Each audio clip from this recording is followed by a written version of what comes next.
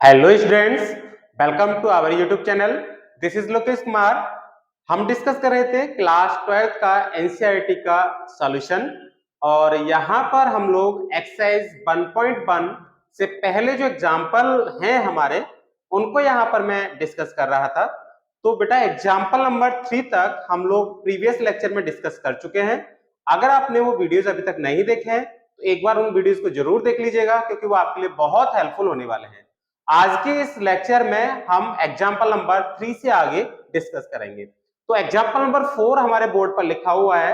अब देखते हैं कि इस एग्जाम्पल को हम लोग कैसे सॉल्व करेंगे। ठीक है बच्चों, तो यहाँ पर आपके पास लिखा हुआ है so that the relation R in the set 1 2 3 given by R is equal to 1 1 2 2 3 3 1 2 2 3 is reflexive but neither symmetric nor transitive. ये आपको यहाँ पर शो करना है। तो सबसे पहले हम देखते हैं कि ये रिफ्लेक्सिव क्यों है। ठीक है, ये रिफ्लेक्सिव क्यों है।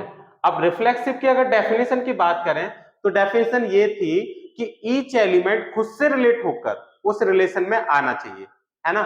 जैसे मेरे पास 1 2 3 ये सेट दे रखा है, तो अगर 1 1 2 2 1 1 से रिलेट होके 2 2 से रिलेट होके और 3 3 से रिलेट होके रिलेशन में आ जाएगा तो आप समझ जाओ कि ये रिलेशन हमारा कैसा हो जाएगा, रिफ्लेक्सिव हो जाएगा। तो ऐसा है भी, देखो 1 1 2 2 एंड 3 3 ये हमारा क्या है, रिलेशन में है। 1 1 भी है, 1 1 से रिलेट होके आ गया, 2 2 से रिलेट होके आ गया, 3 3 से रिलेट होके आ गया। तो ये जो रिलेशन है, ये रिलेशन हमारा कैसा हो जाएगा, रिफ्लेक्सिव हो जाएगा। ठीक है, देयरफॉर यहां लिख दोगे देयरफॉर आर इज रिफ्लेक्सिव, क्योंकि ईच एलिमेंट हमारा खुद से रिलेट होके रिलेशन में आ गया। डेफिनेशन यही तो है, आपको डेफिनेशन याद होगी रिफ्लेक्सिव की कि A belongs to R for all A belongs to R, for all A belongs to given set. मतलब हर एक एलिमेंट खुद से रिलेट होके उस रिलेशन में आ जाना चाहिए और ऐसा हुआ भी, तो ये रिलेशन हमारा रिफ्लेक्सिव हो गया। अब हम देख लेते हैं ये सिमेट्रिक है या नहीं। सिमेट्रिक, तो सिमेट्रिक है कि नहीं ये भी चेक कर लेते हैं। देखिए, तो आप एक चीज देखो, सिमेट्रिक के लिए क्या था कि अगर हमारा ए बी रिलेशन में है तो यहां से अगर ये इंप्लाई हो जाए कि बी ए भी रिलेशन में है, ए बी अगर रिलेशन में है तो बी ए भी अगर रिलेशन में आ जाए तो समझ जाओ कि रिलेशन हमारा सिमेट्रिक है। तो आप यहां पर एक चीज देखो कि 1 2 तो रिलेशन में है। देखो 1 2 इस रिलेशन में हमें दे रखा है, राइट। 1 2 ले सकते हैं आप, 2 3 भी ले सकते हैं, कोई एक भी पेयर ले लो आप, उसी से हम नेगेट करके दिखा देंगे कि ये सिमेट्रिक नहीं है। तो आप यहाँ 1 2 देखो, 1 2 इस रिलेशन में है, बट आप एक चीज देख रहे होंगे कि 2 1 इस रिलेशन में नहीं है, therefore R is not symmetric. तो बेटा ये सिमेट्रिक भी नहीं है। ठीक है, ये रिलेशन हमारा सिमेट्रिक नहीं है। अब हम देखेंगे क्या ये ट्रांजिटिव है। तो ट्रांजिटिव देखते हैं बच्चों, देखो ट्रांजिटिव, तो ट्रांजिटिव की डेफिनेशन क्या है, ट्रांजिटिव की डेफिनेशन क्या है, ट्रांजिटिव की डेफिनेशन है if A B belongs to R, कोई ऑर्डर पेयर आपने ए बी ले लिया और वो रिलेशन में है। अब इस बी से रिलेट करता हुआ कोई सेकंड ऑर्डर पेयर और आपको लेना है ना, जो बी है ना, बी यहां पर होना चाहिए, फिर कोई एलिमेंट सी हो सकता है। ये भी अगर आर में है, ये भी आर में है और ये भी आर में है। अब इन दोनों को आपने क्या किया बेटा, दोनों का यूज किया, दोनों को कंबाइन करने के बाद अगर आप ये इंप्लाई कर पाते हो, मतलब दोनों की कंडीशन को आप मर्ज करो और वहां से ये इंप्लाई कर दो कि AC भी R में है, तो वो रिलेशन हमारा कैसा हो जाता है, ट्रांजिटिव हो जाता है। तो यहां पर देखो, यहां आपने 1 2 ले लिया, 1 2 हमारा किसमें है, इस रिलेशन में है, जो कि आपने क्या माना है, AB माना है। ठीक है, और BC के प्लेस पर आपने ले लिया 2 3, ये भी R में है। 1 2 भी रिलेशन में है, देखो यहां पर B 2 है तो यहां पर भी B देखो 2 ही है ना। तो ये आप याद रखेंगे ट्रांजिटिव रिलेशन के लिए कि जो एलिमेंट यहां पर है वही एलिमेंट यहां पर आना चाहिए। तो 1 2 रिलेशन में है और 2 3 रिलेशन में है। अब आप ये चेक करो कि AC, यहां देखो A 1 है और C 3 है, अगर मैं कंपेयर करूंगा तो A की वैल्यू 1 है ना, A भी लिखा है तो A इक्वल टू 1 और B इक्वल टू 2 हो जाएगा, तो A की वैल्यू 1 हो गई। और ऐसे ही यहां पर जो C की वैल्यू निकलेगी वो 3 होगी, तो आप चेक करो क्या 1 3 इस रिलेशन में है कहीं? 1 3 इस रिलेशन में कहीं भी नहीं है, तो ये रिलेशन हमारा ट्रांजिटिव नहीं है। तो यहां लिख दोगे therefore R is not transitive, तो ये रिलेशन आपका ट्रांजिटिव नहीं होगा। आई होप ये समझ में आ गया होगा कि किस टाइप से आपको शो करना है कि रिलेशन हमारा ट्रांजिटिव है या नहीं, रिफ्लेक्सिव है या नहीं, या फिर सिमेट्रिक है या नहीं। तो ये था एग्जांपल नंबर आपका 4। अब हम चलते हैं next example number 5। Example number 5 board पे लिखा हुआ है। अब इस एग्जांपल को सॉल्व करने की हम लोग पूरा कोशिश तो कर ही रहे हैं और आप अच्छे से सीखिएगा। देखिए बच्चों, so that the relation R in the set, ये set of integer दे रखा है, z of integers given by R is equal to a comma b such that 2 divides a minus b। और आपको ये दिखाना है कि ये रिलेशन हमारा इक्विवेलेंस रिलेशन है। ये इंपोर्टेंट क्वेश्चन है, ये आपका important question exam point of view से है, तो आप लोग पहले से इंपोर्टेंट भी लिखते चलिएगा, मैं आपको लिखाता हुआ चल रहा हूं। ठीक है बच्चों, तो ये इंपोर्टेंट क्वेश्चन है। अब आप यहां पर देखो बच्चों, यहां आपको ये शो करना है कि ये जो हमारा रिलेशन है 2 डिवाइड ए माइनस बी, ए और बी कब रिलेट करना है एक दूसरे से, जबकि ए माइनस बी 2 से डिविजिबल हो। ये रिलेशन हमारा इक्विवेलेंस रिलेशन है। तो इक्विवेलेंस रिलेशन हमें शो करने के लिए ये रिफ्लेक्सिव दिखाना पड़ेगा, सिमेट्रिक दिखाना पड़ेगा और ट्रांजिटिव दिखाना पड़ेगा। ठीक है, रिफ्लेक्सिव, सिमेट्रिक एंड ट्रांजिटिव ये आपको दिखाना पड़ेगा, उसके बाद ये इक्विवेलेंस रिलेशन होगा। तो यहां पर हम लोग सबसे पहले लेके चलते हैं रिफ्लेक्सिव, है ना, रिफ्लेक्सिव लेके चलते हैं कि ये रिफ्लेक्सिव है या फिर नहीं है।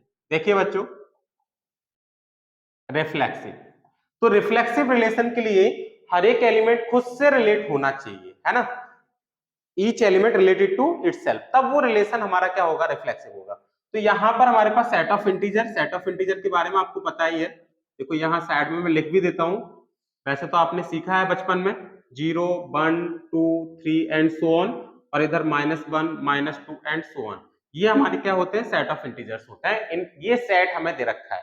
अब ये इनफाइनाइट सेट है। कैसा सेट है ये, इनफाइनाइट सेट है।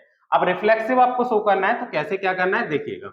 आप यहां पर a, a लेके चलो, यहां भी a और b के प्लेस पे भी a, तो a, a लेके चले, तो भैया यहां आप a लगाओगे और यहां भी a लगाओगे, तो a माइनस a किया तो कितना आ गया, 0 आ गया। अब आप बताओ क्या 0 2 से डिविजिबल है? Yes, 0 is divisible by 2।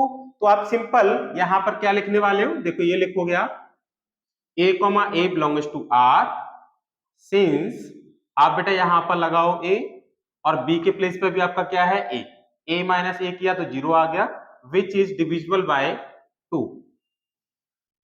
which is divisible by 2, therefore r is reflexive, therefore r is reflexive। तो r आपका कैसा हो जाएगा, रिफ्लेक्सिव हो जाएगा, क्योंकि कोई सा भी आप इंटीजर उठा लो वो खुद से रिलेट तो करेगा ही।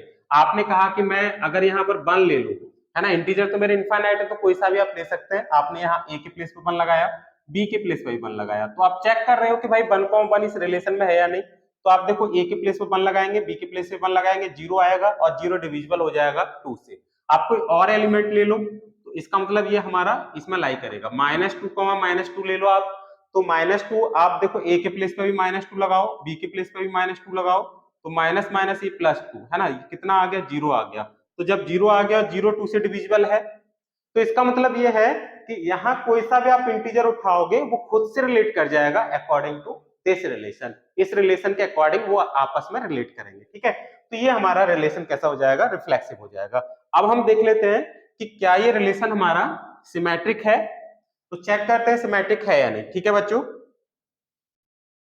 देखिए क्या ये रिलेशन सिमेट्रिक है। तो सिमेट्रिक चेक करने के लिए क्या करना है कि अगर ए बी रिलेशन में है, a, b अगर हमारा रिलेशन में है, तो b, a को भी रिलेशन में होना चाहिए। तो बच्चों यहां देखो, अगर a, b रिलेशन में है, तो यहां से क्या इंप्लाई होगा, 2 डिवाइड्स a माइनस बी। इसका मतलब ये निकला कि a माइनस बी अपॉन 2, जब मैं a माइनस बी को 2 से डिवाइड करूंगा तो यहां पर ये लैम्डा कोई इंटीजर आ रहा होगा। ठीक है, कंप्लीटली जब डिविजिबल है आप समझ जाइएगा। जैसे आप ये सब समझिए कि a इज इक्वल टू आप ले रहे हो 8 और b इज इक्वल टू आप ले रहे हो 2, तो आप a माइनस बी करोगे 8 माइनस 2 अपॉन 2 करोगे यानी कि 6/2, तो कितना आया 3। ये कोई इंटीजर आ जाएगा। वैसे भी आप समझ जाओ कि जब आप 2 से कंप्लीटली डिविजिबल कोई नंबर है तो डिवाइड करने पर इंटीजर आएगा, तभी आप कंप्लीटली डिविजिबल बोल सकते हैं। तो यहाँ पर कंप्लीटली डिविजिबल से है हमारा लेना देना, ठीक है। तो यहां से a माइनस बी को 2 से डिवाइड किया तो मान लिया कोई इंटीजर आपके पास लैम्डा आ जाएगा, जैसे यहाँ पर देखो 3 आया है, ठीक है। अब बच्चों यहां देखो, अगर a minus B is equal to lambda है तो मैं b माइनस से अगर आप निकालूंगा, माइनस यहां से कॉमन ले लूंगा, तो बेटा आप इसे ऐसे भी राइट कर सकते हो। अब आपने ये राइट कर दिया, इसका मतलब क्या है कि b माइनस ए भी हमारा किससे डिविजिबल है, 2 से डिविजिबल है। हालांकि वो नेगेटिव साइन आ रहा है आगे, लेकिन आपको तो डिविजिबिलिटी चेक करनी है। तो b माइनस ए भी हमारा किससे डिविजिबल हो गया, 2 से डिविजिबल हो गया। तो आप यहां राइट करोगे this imply b comma a belongs to r, है ना, क्योंकि आप यहाँ a के प्लेस पर b लगा रहे हो और b के प्लेस पर a लगा रहे हो, तो b माइनस a करने पर भी 2 से डिविजिबल है। तो आप आगे राइट करोगे हेंस R इज सिमेट्रिक। तो बेटा मैं आपको ये भी यहाँ साथ के साथ बता रहा हूं कि how to write copy in board exam. Board exam में आपको कैसे राइट करना है, ध्यान रखिएगा, इसी टाइप से आपको बोर्ड एग्जाम में राइट करना है। कुछ भी आपको अपने माइंड के ऊपर बर्डन नहीं लेना, वो सारा काम मैं आपको बता दे रहा हूँ, ठीक है। आप बिल्कुल फ्री हो गए, बस वीडियो को देखते रहिएगा कंटिन्यू, ठीक है बच्चों। अब यहाँ पर देखिए सिमेट्रिक हो गया, रिफ्लेक्सिव हो गया। अब मुझे चेक करना है कि रिलेशन ट्रांजिटिव है या फिर नहीं है, ठीक है बच्चों। तो देखो ट्रांजिटिव कैसे चेक करेंगे, ट्रांजिटिव रिलेशन, ट्रांजिटिव के लिए आपको जो कंडीशन है वो पता होनी चाहिए कि ट्रांजिटिव हम कैसे शो करते हैं, है ना।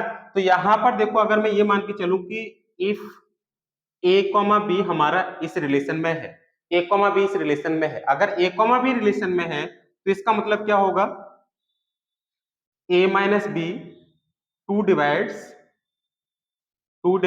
a माइनस बी, इसका मतलब ये निकलेगा, मतलब आप लिख सकते हैं कि a माइनस बी को 2 से डिवाइड करने पर कोई इंटीजर लैम्डा आपको मिल रहा है, जैसा कि मैंने अभी आपको यहाँ पर बताया था, ठीक है। This is equation first. अच्छा अभी इक्वेशन फर्स्ट मत मानिए, यहां से a minus B is equal to कितना आ जाएगा, 2 lambda. This is equation first, a minus B is equal to 2 lambda, this is equation first. अब आगे सॉल्व करेंगे, if b comma c belongs to r, this imply 2 divides b minus c, है ना, 2 divides b minus c, मतलब b minus सी को 2 से divide करने पर आपके पास क्या आ जाता है, म्यू आ जाता है। तो b minus C is equal to कितना आ जाएगा, 2 म्यू आ जाएगा। दिस इज इक्वेशन सेकंड, ठीक है। b माइनस सी को डिवाइड कर रहे हैं हम 2 से, तो कोई अनदर इंटीजर म्यू आ गया होगा, आप ऐसा समझ सकते हैं ये भी कोई इंटीजर है। अब लैम्डा ना लेकर आप k1 k2 कुछ भी मान लीजिए, कंफ्यूज मत होना, है ना। यहाँ पर आप k1 मान लो, यहाँ k2 मान लो, कोई दिक्कत वाली बात नहीं है। लेकिन आएगा जब b माइनस सी को 2 से डिवाइड करेंगे तो पक्का हमारे पास क्या आने वाला है, इंटीजर आने वाला है, तो वो इंटीजर है ये।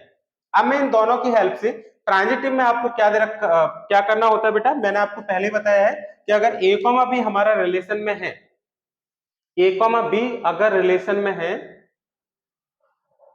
एंड b कॉमा सी भी रिलेशन में है, तो इन दोनों की हेल्प से आपको ये इंप्लाई करना होता है ए सी भी रिलेशन में है, अगर आपको रिलेशन को ट्रांजिटिव दिखाना है तो, ठीक है। तो यहां पर हम यही करने वाले हैं कि a कॉमा बी हमने मान लिया कि रिलेशन में है, तो ये कंडीशन होल्ड होगी।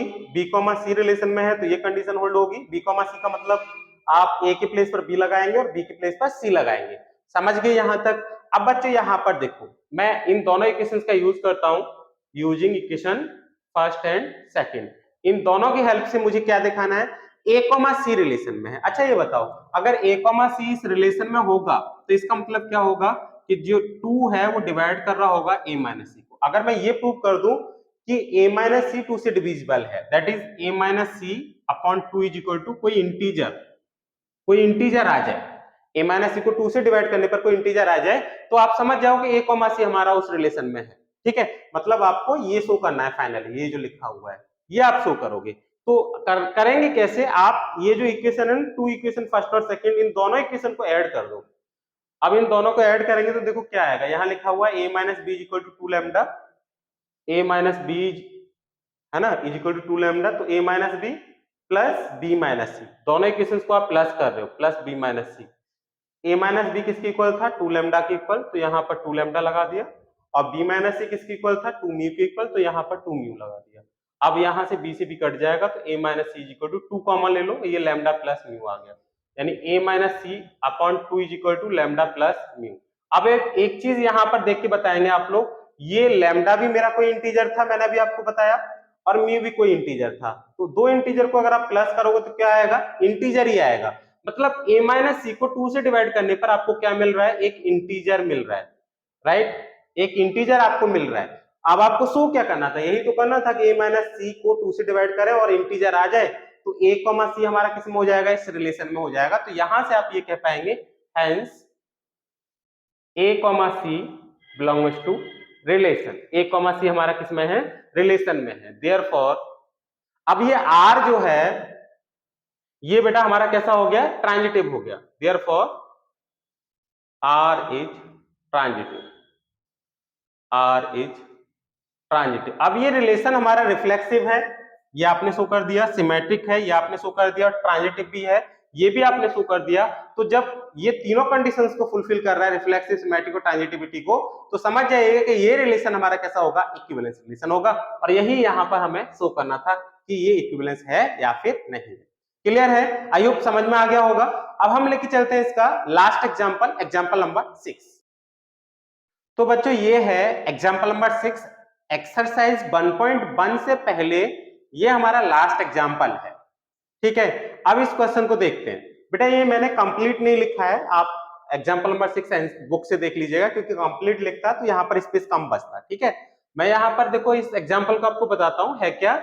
Late R be the relation defined in the set A is equal to 1 2 3 4 5 6 7 by R is equal to A comma B, both A and B are either even और odd. या तो दोनों even है, यहाँ पर कौन से पेयर आ रहे हैं, जो कि या तो दोनों ये दोनों नंबर इवन है या फिर ये दोनों नंबर ऑड है, वो मैं अभी करके बताऊंगा आपको, ठीक है। अब क्वेश्चन क्या कह रहा है, ये बताना है so that R is an equivalence relation, और उसके बाद भी लिखा है फर्दर सो दैट जो एलिमेंट 1 3 5 7 है ये 1 3 5 7 से ही रिलेट कर रहे हैं, और जो एलिमेंट 2 4 6 है ये एलिमेंट 2 4 6 से रिलेट कर रहे हैं, ये और इसमें शो करना है। और आगे जो लिखा हुआ है इसमें वो भी मैं आपको बता देता हूं, वो आप बुक से जरूर देख लीजिएगा। वो है कि 1 3 5 7 का कोई भी एलिमेंट 2 4 6 से रिलेट नहीं कर रहा है, और ना ही 2 4 6 का कोई एलिमेंट 1 3 5 7 से रिलेट कर रहा है। ये कंप्लीट क्वेश्चन है। तो देखिए कैसे इसको सॉल्व करना है। तो देखिए बच्चों, सबसे पहले हम लोग रिफ्लेक्सिव को शो करेंगे, ठीक है, कि ये हमारा जो रिलेशन है ये रिफ्लेक्सिव है या फिर नहीं है। तो बेटा यहाँ पर देखो इस रिलेशन को थोड़ा समझने की कोशिश करो। मैं यहाँ पर इसकी रोस्टर फॉर्म को बना के लिखता हूं कि रोस्टर फॉर्म इसकी क्या होगी। जैसे आपने a इज इक्वल टू 1 लिया, अब a इज इक्वल टू 1 लिया है, तो आप एक बात बताइए 1 हमारा कैसा है, ऑड नंबर है, तो इसके साथ जो रिलेट होने वाले एलिमेंट होंगे ना, या तो 3 होगा, या सॉरी 1 भी हो सकता है तो 1 भी लिख लेंगे, और या फिर 3 होगा, या फिर 5 होगा, या फिर 7 होगा। अगर आपने 1 लिख लिया, क्योंकि 1 ऑड नंबर है, तो इससे रिलेट होने वाले एलिमेंट जो होंगे वो ऑड ही होंगे, है ना, ऑड ही होंगे। अगर आपने 2 लिखा, सपोज 2 आप लिख रहे हैं, अगर आप इसमें 2 लिख रहे हैं तो 2 कैसा है, 2 इवन नंबर है, तो 2 से रिलेट होने वाले एलिमेंट या तो 2 हो सकता है, इवन ही होगा। वो कह रहा है ना कि both A and B are either even और ओड, यानी यहां पर वो ऑर्डर्ड पेयर आने हैं जहां पर ये दोनों नंबर, जो हमने ऑर्डर्ड पेयर में जो दोनों नंबर लिख रखे हैं, वो या तो इवन हो या फिर ऑड हो। जैसे यहां पर ये दोनों ऑड है, ये भी ऑड है, ये भी ऑड है, ये भी ऑड है ना। अब मैंने 2 लिख लिया तो 2 के साथ 2 रिलेट हो गया, 2 के साथ 4 रिलेट होगा, 2 के साथ 6 रिलेट होगा, लेकिन 2 के साथ 1 रिलेट नहीं होगा, ना ही 3 रिलेट होगा। क्यों नहीं होगा, आप कहें सर ये 2,3 इसमें क्यों नहीं आ रहा, या 2,1 क्यों नहीं आ रहा। तो ये इसलिए नहीं आ रहा बेटा क्योंकि यहाँ पर 2 तो हो गया इवन और 3 हो गया ऑड, जबकि क्वेश्चन ये कह रहा है कि दोनों ए और बी या तो दोनों इवन होने चाहिए या फिर दोनों ऑड होने चाहिए। आई होप ये समझ गए होंगे, ठीक है। अब यहाँ पर देखो अगर आप 3 लिखेंगे तो 3 कैसा है, 3 मेरे पास ऑड नंबर है, तो 3 से रिलेट होने वाले एलिमेंट 3 1 होगा, 3 3 3 होगा, 3 5 होगा, और 3 क्या हो जाएगा बेटा 7 हो जाएगा। ऐसे 4 लिखेंगे तो 4 हमारा इवन हो गया, तो 4 के साथ 4 रिलेट करेगा, 4 के साथ 2 भी रिलेट करेगा, 4 के साथ 6 भी रिलेट करेगा, एंड सो ऑन। तो आप इसकी रोस्टर फॉर्म से समझ रहे होंगे कि ये आखिरकार रिलेशन है क्या। अब मैं इसके रिफ्लेक्सिव की बात करूंगा तो ये रिफ्लेक्सिव तो होगा, क्यों होगा, देखिए अगर मैं यहां पर लिखूं a belongs to r, since, क्योंकि बेटा आप कोई भी एलिमेंट उठाओगे, जैसे 1 उठाया तो 1 हमारा ऑड नंबर है, तो 1 से तो रिलेट करेगा ही। जैसे 1 उठाया तो 1 से रिलेट करेगा ही, यहाँ पर ऑड आप 1 लिख सकते हैं। और अगर आप यहाँ पर a के प्लेस पर इवन नंबर उठाते हैं, आपने सपोज 2 ले लिया है ना, या 2 ले लिया या 4 ले लिया, अगर 2 लिया तो देखो 2 से रिलेट करेगा, 2 4 से रिलेट करेगा, तो खुद से रिलेट तो करेगा ही एलिमेंट, ठीक है, क्योंकि वो जो एलिमेंट आप चूज कर रहे हो वो या तो इवन है या फिर वो एलिमेंट ऑड है। तो डेफिनेटली अगर इवन है तो खुद से रिलेट करेगा क्योंकि वो खुद ही इवन है, और अगर ऑड है तो भी खुद से रिलेट करेगा क्योंकि वो खुद ऑड है। तो यहां पर यही कह रहा है कि जो ए और बी लेने हैं वो या तो दोनों इवन लेने हैं या फिर दोनों ऑड लेने हैं। तो बेटा a, हमारा बिलोंग करेगा, वो मैं यहां से समझा पा रहा हूं आपको, देखो क्योंकि 1, 1 यहां पर बिलोंग कर रहा है, 2, 2 यहां बिलोंग कर रहा है, 3, 3 है, 4, 4 है, आगे आप निकालेंगे तो 5, 5 भी होगा, 6, 6 भी होगा, और 7, 7 भी इस रिलेशन में आएगा। तो यहां पर लिखोगे a, belongs to r for all a belongs to given set a, since a is either even और odd, या तो a इवन है या फिर a ऑड है, इसलिए वो खुद से रिलेट तो करेगा ही, इवन है तो भी खुद से रिलेट कर जाएगा और ऑड है तो भी खुद से रिलेट कर जाएगा। Therefore r is reflexive, r is reflexive, तो r हमारा रिफ्लेक्सिव हो जाएगा। अब इसके बाद हम देख लेते हैं दूसरा इसका जो रिलेशन है, सिमेट्रिक रिलेशन, ठीक है, सिमेट्रिक रिलेशन ये है कि नहीं ये भी देख लो। तो सिमेट्रिक रिलेशन की अगर हम बात करते हैं तो यहां पर सुनो बेटा, अगर सिमेट्रिक रिलेशन की बात करें तो आपने लिखा if a, b belongs to r, तो यहां से इंप्लाई क्या होता है, both a and b are either even और ऑड, या तो दोनों इवन होंगे या फिर ऑड होंगे। जैसे यहां पर देखो मैं 2, 4 यहां पर लेके चला कि 2, 4 इस रिलेशन में है, तो 2 और 4 दोनों इवन है, तो बेटा 4 और 2 वो भी तो दोनों ही इवन है, तो दोनों फिर रिलेशन में होंगे। जैसे यहां देख भी रहे हो आप कि 2, 4 है तो 4, 2 भी है। अगर 2, 4 इस रिलेशन में है तो 2 भी इवन है और 4 भी इवन है। अब मैं इसका उल्टा करूं 4, 2 तो 4 इवन ही तो रहेगा, और थोड़ी हो जाएगा, 4, 2 भी इस रिलेशन में आ जाएगा। अगर मैं ऑड की बात करूं, आपने कहा कि यहां पर मैंने 1, 3 को ले लिया, तो यहां पर 1 भी ऑड है और 3 भी ऑड है, तो 3, 1 में फिर से भी बेटा 3 ऑड है 1 भी ऑड है, तो 3, 1 भी इस रिलेशन में होगा। तो यहां ये लिखा हुआ है if a, b belongs to r, मतलब both a and b are either even और ऑड। अब आप ये कह सकते हैं, आप उल्टा लिख दीजिए b and a are either even और ऑड, या तो दोनों इवन है या फिर ऑड है। This imply b, a belongs to r, इसका मतलब b, a उस रिलेशन में होगा। Therefore r is symmetric relation, r is symmetric relation, तो r हमारा सिमेट्रिक रिलेशन होगा। तो मैंने आपको बता दिया कि रिफ्लेक्सिव भी होगा, मैंने आपको बता दिया बेटा सिमेट्रिक भी होगा। अब हम देख लेते हैं कि क्या ये ट्रांजिटिव रिलेशन है, क्या ये ट्रांजिटिव रिलेशन है, ये भी चेक कर लेते हैं। तो देखो बच्चों, मैं इसको यहां से रफ कर ले रहा हूं, है ना, रिफ्लेक्सिव को और सिमेट्रिक को।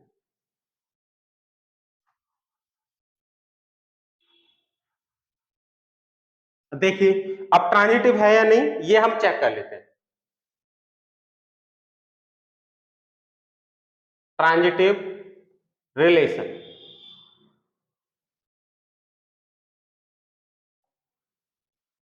ट्रांजिटिव के लिए आपको यहां पर एक ऑर्डर्ड पेयर लिया a, b belongs to r, इसका मतलब निकला both a and b either even और odd, both a and b either even और odd, a, b belongs to r। अब आपने दूसरा पेयर लिया b, c belongs to r, यहां से क्या निकलेगा, both B and C either even और ऑड, यही होगा बेटा, कोई दिक्कत वाली बात नहीं। अच्छा एक चीज देखो, मैं यहां पर एक ऑड का लेके चला पेयर, जैसे 1,3 आपने लिया और यहां पर 3,3 या 3, कोई सा भी एलिमेंट ले लिया, सपोज 3,1 ले लिया, 1,3 ये ए बी हो गया और यहां पर आप बी सी ले रहे हो। तो अगर आप ये ऑड वाला पेयर लेके चल रहे हो, जैसे यहाँ 3 आ रहा है, तो जो दूसरा पेयर आपको लेना पड़ेगा वो ऑड वाला ही लेना पड़ेगा, क्योंकि यहाँ 3 आ रहा है और 3 ऑड है, तो 3 से जो रिलेट एलिमेंट करेगा वो ऑड ही रिलेट करेगा इस रिलेशन के अकॉर्डिंग। तो यहाँ 1,3 आप लेके चल रहे हो, है ना, ये दोनों ऑड है। अब फिर जो आगे वाला होगा वो भी आपको क्या लेना पड़ेगा, वो दोनों नंबर भी आपके ऑड होने चाहिए। आपने लिखा है यहाँ पर 3,1, 1,3 भी आर में है और 3,1 भी आर में है। तो आप एक चीज देखो, 1,1 जो होगा ये भी तो दोनों ऑड ही हैं। जब दोनों नंबर ऑड है तो ये किस में रिलेट कर जाएगा, इस रिलेशन में, क्योंकि यहाँ तो ये कह ही रहा है कि वो हमारे पास यहाँ पर नंबर आने चाहिए जो कि या तो दोनों ऑड हो या इवन हो। अब अगर इवन वाला लेके चले ऑर्डर्ड पेयर, जैसे मैं ऑड से करके दिखा दिया, मैं इवन लेके चला, आपने लिखा सर इवन लेके चलिए, तो मैंने यहाँ पर 2,4 ले लिया, इस रिलेशन में है तो दोनों इवन है। अब मैं यहाँ पर 4 से रिलेट करता हुआ कुछ भी ले लेता हूँ, सपोज 4,2 ले लेता हूँ या 4,4 ले लेता हूँ, है ना, 4,4 ये भी सही है भाई, दोनों इवन है। तो आगे 2,4 जो आएगा, ये दोनों हमारे नंबर जो दिख रहे हैं ये दोनों नंबर इवन ही है। जब ये दोनों नंबर इवन है तो डेफिनेटली 2,4 जो होगा वो इस रिलेशन में होगा, और आपको दिख भी रहा होगा, देखो ये लाई करके 2,4। तो समझ में आया यहां तक। तो यहां बेटा अगर ए कॉमा बी रिलेशन में है तो इसका मतलब both A and B are even या फिर ऑड। ऐसे बी कॉमा सी अगर रिलेशन में है तो B and C are even और ऑड। अगर मैं दोनों इक्वेशंस का यूज कर दूं using equation first and second, तो बेटा ए और सी जो होंगे, ए और सी जैसे यहां पर देख रहे थे, अगर मैं ये इवन वाला पेयर लेके चल रहा हूं तो ये दोनों या तो इवन आ रहे हैं या फिर यहां पर ये दोनों कैसे आ रहे हैं, ऑड आ रहे हैं। तो यहां पर आप लोग क्या लिखेंगे, using first and second, both A and C, A and C are either even और ऑड, या तो दोनों इवन है या फिर ऑड है। तो इसका मतलब निकला कि ए कॉमा सी इस रिलेशन में, ए कॉमा सी इस रिलेशन में बेटा होगा। यहां तक आई होप समझ में आ गया होगा। जब ए कॉमा सी रिलेशन में है तो ये रिलेशन हमारा कैसा हो गया, ट्रांजिटिव हो गया, यानी कि ये रिलेशन हमने रिफ्लेक्सिव भी दिखा दिया, सिमेट्रिक भी दिखा दिया और ट्रांजिटिव भी दिखा दिया। जब ये तीनों रिलेशन को होल्ड कर रहा है तो समझ जाओ कि ये रिलेशन इक्विवेलेंस रिलेशन है। आई होप ये समझ गए होंगे। अब बच्चों एक बात और यहाँ पर लिखी है, मैं इसको यहाँ से रफ कर ले रहा हूं, है ना, क्योंकि आगे भी इसमें सॉल्व करना है, तो ये आपकी समझ में आ गया होगा। ठीक है, देखिए